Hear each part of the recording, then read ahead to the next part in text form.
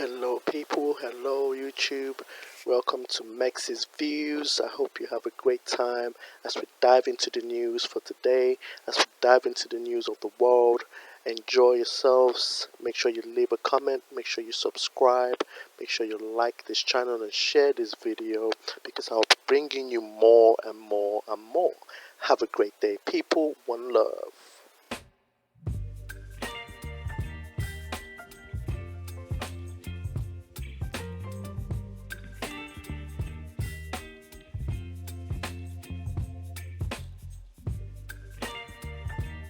It's a busy Friday news night now happening right now. It is official. Former President Donald Trump, he will be arraigned in Manhattan on Tuesday. Coming up, the president's attorney, Joe Tacopina. Also, Laura Trump will be with us. Tulsi Gabbard is here tonight. She'll have exclusive reaction. And also, we'll check in, by the way, we have more on Florida Governor Ron DeSantis and his move not to cooperate with any extradition request. Also, Greg Jarrett and Alan Dershowitz will join us. But first, we have new details from Alvin Bragg's repulsive political witch hunt. According to sources that we have, Bragg demanded that Donald Trump turn himself in today, less than 24 hours after the grand jury voted unfairly to indict him. But because of security concerns, the arraignment won't take place until next week, probably on Tuesday afternoon. Donald Trump will be booked. He will be fingerprinted. There'll be a mugshot. The media mob, they will get their so desired mugshot. Now, my gut instinct tells me that my friend, my colleague, Pete Hegseth, who was on last night, he's going to be proven correct. That photograph will end up on more T-shirts and more hats that say MAGA and Trump 2024. It will also appear before Judge Juan Merchan, who, by the way, the very same judge who is accused of railroading the former CFO of the Trump Organization. Now, according to Trump, quote, the judge assigned to my witch hunt case hates me. Now, at this point, would you expect anything less? This is not a criminal case. This is a political hatchet job. And by the way, there will be no settlement, according to a source close to President Trump. He plans to fight this to the very end. The first step will most certainly be a motion to immediately dismiss all of the charges on 3 separate grounds. We'll go over this with our attorneys tonight in the course of the program. One, the faulty legal theory. We don't know the exact charges, but allegedly what Bragg is doing is attempting to bootstrap a misdemeanor documents crime to an FEC charge that has never been done before and might not even be legal in and of itself. The second thing, Trump's lawyers will likely argue that the case is beyond the statute of limitations, which they are. After all, there is a 2-year limit on charges related to mislabeling documents. Now, the third reason for a dismissal involves prosecutorial misconduct. Here you have a DA responsible for the charges. His name is Alvin Bragg. He ran on a campaign promise to go after one man, Donald Trump, one family, the Trump family, one organization, the Trump organization. Now, I think all of that clearly reeks of political bias, don't you? Maybe the end result should be that he gets disbarred. As the New York Post points out, quote, surely the judge will be asked to consider this question.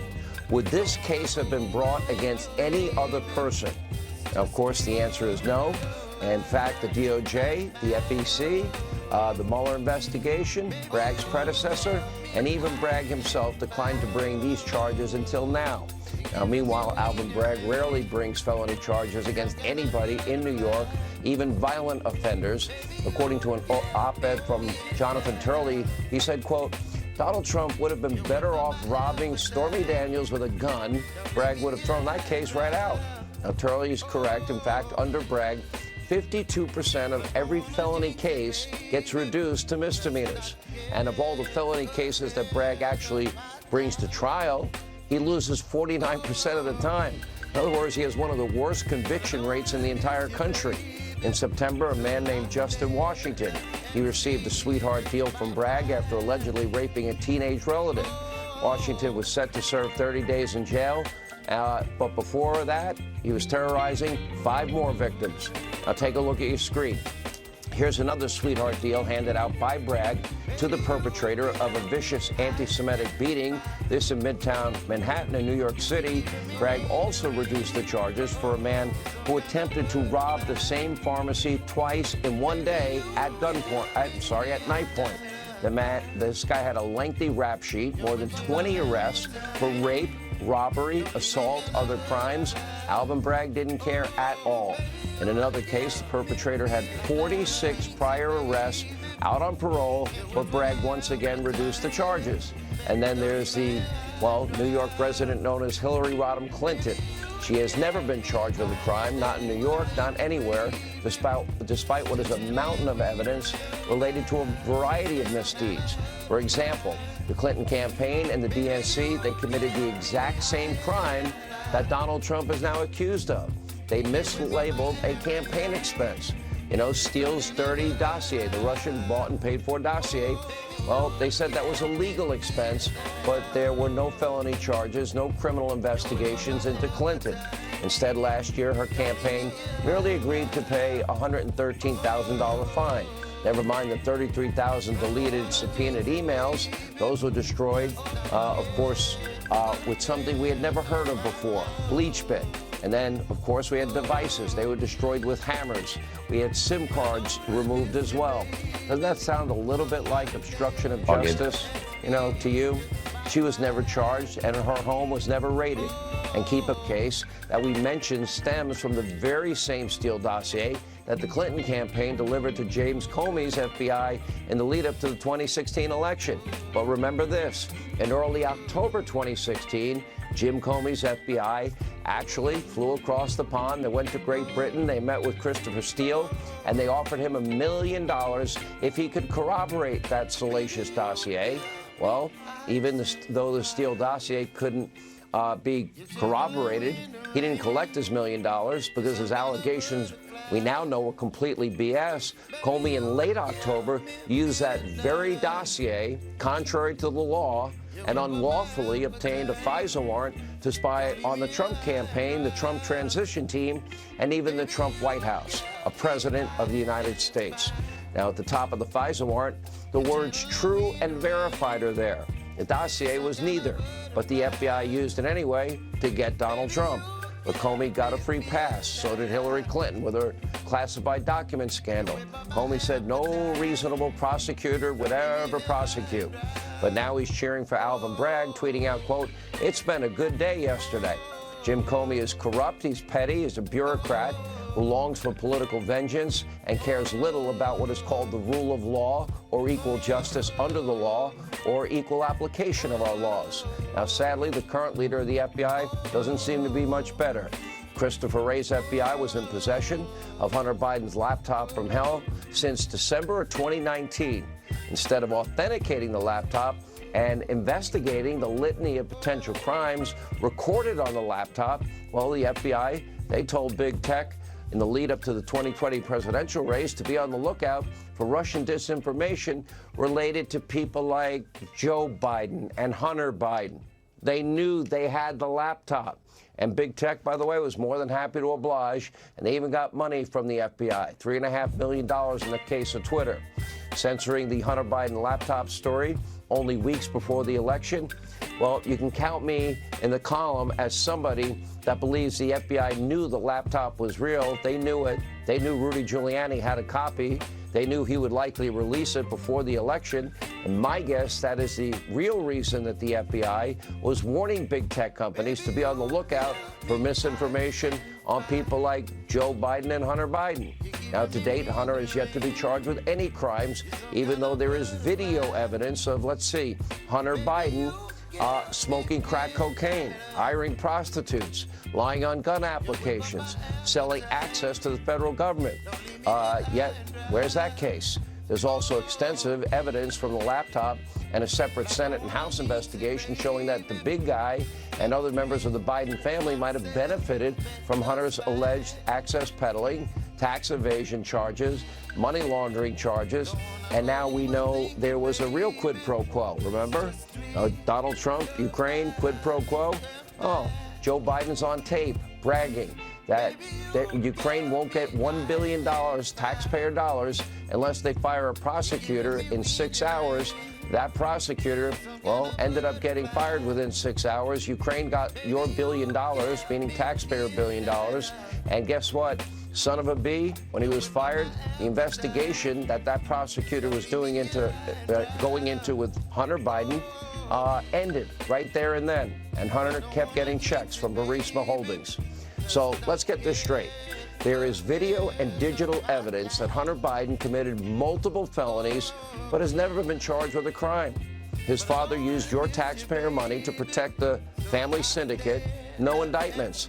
And on the other hand, Donald Trump is getting hit with over 30 charges because of a mislabeled non-disclosure agreement over an alleged affair from 2007 that both parties denied, based on testimony from a convicted felon, admitted liar by the name of Michael Cohen, who we all know is hell-bent on getting revenge against his former boss. Does that seem like equal justice under the law? Equal application of our laws to you? Well, of course it doesn't to me. But Democrats, they don't seem to care about justice. They seem to only care about winning elections and destroying any and all political opponents. Now, this far-fetched case against Trump is not about keeping New York safe or New Yorkers safe. It's about interfering in the 2024 election, just like the FBI did in 2020, when, of course, the Hunter laptop from hell that they had since December of 2019, just like they did in 2016 with Hillary's dirty dossier. We are now entering a very, very dangerous new era in this country, where justice is no longer blind, where judges, juries, DAs have become political weapons, where we have a dual justice system. Joining us now with the very latest is Donald Trump's attorney, friend of the program, longtime friend of the program, Joe Tacopina is with us. The president, and I actually agree with him, now you've tried over 100 cases in New York. The president's believing, and I'm believing, when you have Democrats outnumbering Republicans in New York City 9-1, he's saying he doesn't think he can get a fair trial. You've tried 100 cases in New York. Do you believe he can, or would it be better to get a change of venue?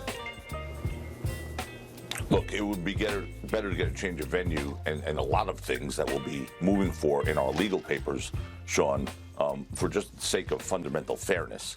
That being said, you know, while I understand the political geographics of New York City and New York County, New York jurors are smart and they're gritty. And even if they don't, and I will be sure to remind, this is not a political election. This is the rule of law being applied across this country. And today it's Donald Trump. Tomorrow it could be a Democrat. The day after it could be your brother or your sister. You have to be careful about saying, oh, he's unpopular. I don't like him. I don't like the way he acts.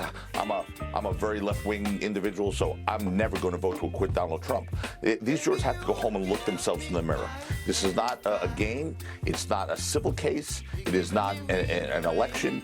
This is the rule of law being applied. And when we start deciding who we want to target and then try to find a crime for, the rule of law falls. And in my opinion, yesterday, the rule of law in the United States of America really fell. And it's something that I never thought I would see in my life. You know, Sean, your dialogue and monologue was amazing. Some things we might actually use in some of our papers. But, you know, Jonathan Turley's piece, initially when I read the headline, I smirked. It was funny.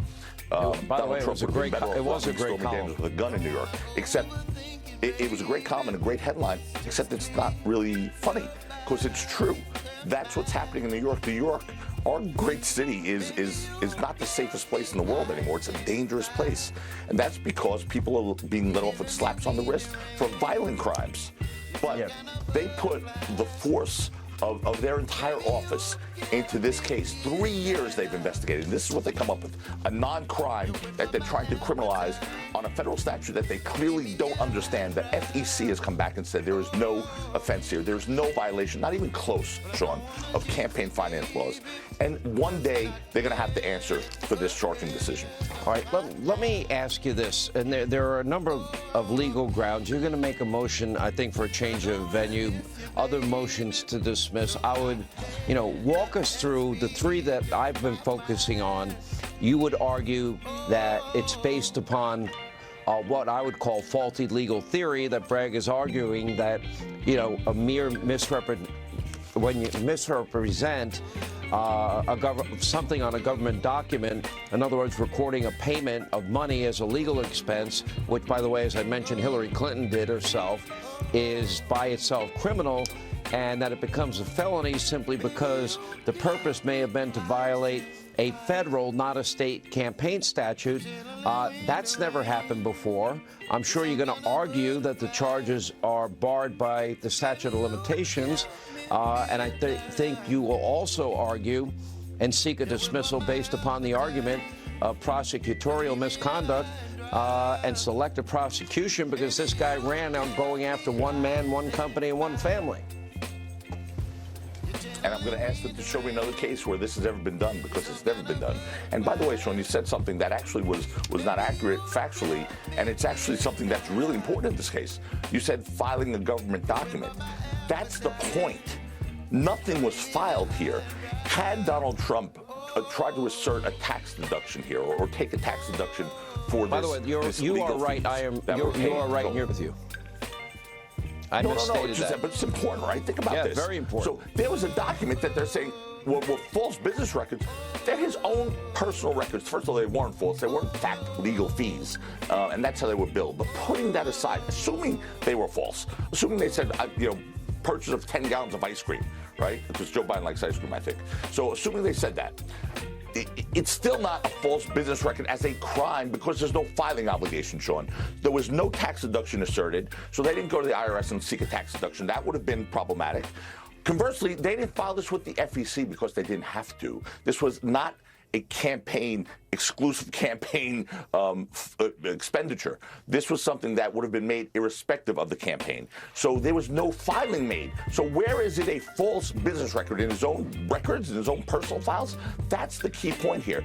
And had he used campaign funds, Sean, had he used campaign funds, because now they're saying, now this was something that should have fallen under the FEC, and this was a campaign finance violation. Well, had he used campaign funds, they would be baying for his scalp tonight. They would be baying for his scalp, saying he improperly used campaign funds on a personal expenditure. So you're damned if you do and you're damned if you don't, if you're Donald Trump here, which is why this prosecution is rotten to the core, it's politically motivated, and it is the weaponization of our criminal system that's in full effect. And now you're starting to see calls for Biden's prosecution, right? All right. This is why I said the other night, the pendulum will swing both ways. Oh, it's going to happen. And this is where we're going now. So from now on, the justice system will be used by whoever's in office, whether it's a Republican prosecutor or a Democratic prosecutor, to go after political opponents. Terrific. We're now harkening back to the days of communist China, the Soviet Union, Nazi Germany, all the places the United States of America loathed and despised, and our justice system never emulated. Well, here we are. Okay, so on Tuesday, the president will be arraigned. We expect a mugshot. We expect the president will have his fingerprints. We expect, what? Is he going to be perp walked? Is he going to be in handcuffs? Are they going to try and say he can't have bail?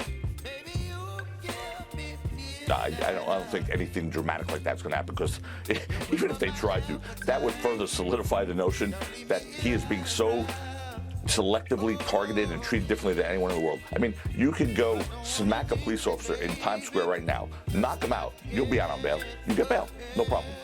Are they going to ask bail on a misdemeanor-based records case? They don't have the last name Trump, Joe. Of course not. They don't have the last name Trump. But here's the thing. We don't really know what's going to happen Tuesday, because logistically this has never happened before. We have the Secret Service involved in an arraignment. When have you seen that before? Never. And you have not worked out all these details yet as of this point? They are not worked out yet. We have some ideas, but no, nothing's worked out yet. All right. Joe Tacopina, thank you. We'll be checking in with you next week. We appreciate your time this Friday night. All right, here with more is the host of the Right View podcast. Laura Trump is back with us. Laura, good to talk to you. Let me ask you what I was asking Joe Tacopina, and that is your father-in-law, the former president, on Tuesday, he'll get fingerprinted, he'll get a mugshot, maybe handcuffs, maybe not handcuffs, maybe perp walked, maybe not perp walked, and we'll have to make a plea in a court of law. This has never happened in American history. This is the same guy that went through, well, you lived through it all. Since the moment he came down that escalator at Trump Tower, it's been the Mueller investigation, Russia, one impeachment and another impeachment. It never seems to end, does it? It never seems to end. Here we are. I mean, you just read out some of the greatest hits of the Democrats. And the truth is, we all know what this is about, Sean. These third-rate, third-world communist tactics that they're employing, it's not just to prosecute Donald Trump. It is to persecute Donald Trump, because you said it from the moment an outsider dared come down that escalator in Trump Tower and announce he was running for president without the help of the lobbyists, without the help of the special interest groups and the establishment. He became their enemy number one. And they are petrified that Donald Trump is going to end up back in that White House. So instead of letting the people of this country vote and actually decide on it, they decided to take matters into their own hands here. We obviously crossed a line yesterday in the United States of America, and we can never come back from that. Things will never be the same as they have been since the inception of America, starting yesterday. You and Joe were just talking about it. It is so dangerous, the precedent that was set here, and it is all over the hatred of one man. If you can weaponize the United States judicial system against your political opponent, we are no better than communist China, than Cuba, than the communist Russia, than North Korea, quite frankly. And I gotta say, Alvin Bragg, Sean, ought to be ashamed of himself. I left New York City no shame. because it is so bad there. When he is letting criminals run free, downgrading felonies to misdemeanors, and this is where the taxpayer money in New York City is going, it is an absolute disgrace. So my friend, my colleague, I mentioned in the monologue, Pete Hegseth, on last night, talked about what the left has wanted for so long, and that is a mugshot. And he predicted that that mugshot is going to be on more hats, more T-shirts than anyone will ever imagine. And I believe you're probably going to see maybe on the back it'll say MAGA, and maybe it's also going to say Trump 2024, and that will be the mugshot. But that will be used. Will that backfire? Will that boomerang in your view? I think all of this will backfire. Here's what I can tell you. In the 24 hours post-indictment, the Trump campaign raised $4 million. A quarter of the donors were first-time donors to the Trump campaign because, Sean, people look at this and they see it very clearly. The American people are very smart and very savvy. And despite what the Democrats and the mainstream media have tried to do by poisoning all of us, they see this for what it is, and they know that there is one person who will actually go into that White House and fight for the American people. There's one person who is able to expose the swamp. There is one man, and his name is Donald Trump, and they can try anything they want. Their goal is to get him to drop out. Their goal is to get him to stop. I can guarantee you right here, right now, tonight, that day will never come. He will move on. He will go forward, and I predict he'll be our 47th president. I will tell you, if my last name were Trump, I would be very angry at what is a very clear and distinct double standard. And, for example, one standard of justice for the Trumps, but another standard for the Bidens, for the Clintons, for Jim Comey, the deep state. Do you find that frustrating? Because I think that would frustrate me. It's really frustrating. Are you kidding me, Sean? If one of us as little as jaywalked, they'd lock us up and throw away the key. We know that. They combed through 11 million documents from the Trump organization involving my father-in-law. They couldn't come up with anything. Yet you got a treasure trove of evidence with Hunter Biden's laptop. Evidence that the Bidens have, used the position of Joe Biden as senator, as vice president, at least, to enrich their family. You talked about Hillary Clinton campaign and how they actually committed the crime that my father-in-law is accused of doing here. They got a slap on the wrist. But what about the tens of millions of taxpayer dollars that went into the Russia collusion hoax because of that dossier? What about the 2 years of our lives that none of us in America will ever get back because of that? Who pays for that? When do they have their day? It is very frustrating, I think, as a member of our family. But, Sean, we're all used to it at this point. This is how it goes if your last name is Trump. Well, let me ask you about that. We know we're fighting for the right side of history here. I have known the entire family for a long, long time, since I've known the president, long before he ever thought about running for president. And I know all of you are strong. I had Don Jr. on radio today Eric, your husband, last night was on the show. I know all of you. I know the entire family. I know the president. And you're all strong. But at some point, you know, do you begin to get to the point, why not play golf every day? And say, enough is enough of this. Obviously, half the country is insane, and they want to criminalize political differences. It's got to be frustrating as hell, no matter how strong you may be. And by the way, how is the whole family holding up? And have you talked to the president? I have. I saw him today. I took my kids to see him, actually, after I picked them up from school. I got to tell you, he was in great spirits. I have never met someone who could take as much as Donald Trump. I mean, you would be hard-pressed, Sean, to find anyone, anywhere, who has given up as much in current time as Donald Trump has for this country. He said it in an Oprah interview in the 80s. He would run if he felt he had no other choice. He felt he had no other choice in 2016. He was willing to give it all up. Man, has he given up a lot at this point. And he's still willing to fight on. He's still willing to take the arrows, to take whatever comes his way, because I think he truly knows that he is just about the only person who can turn this country back around, who can bring us back to the great America that we once were. But yes, it gets frustrating. Yes, it gets tiresome. But, you know, for all of us in our family, I can't tell you, when people come up to us and say, we're praying for you, we're praying for your family, your father-in-law, nothing means more to us. We feel it. I think everyone in this country feels that this is not just about Republican versus Democrat. This is about good versus evil. There is spiritual warfare going on in America right now. I got to tell you, there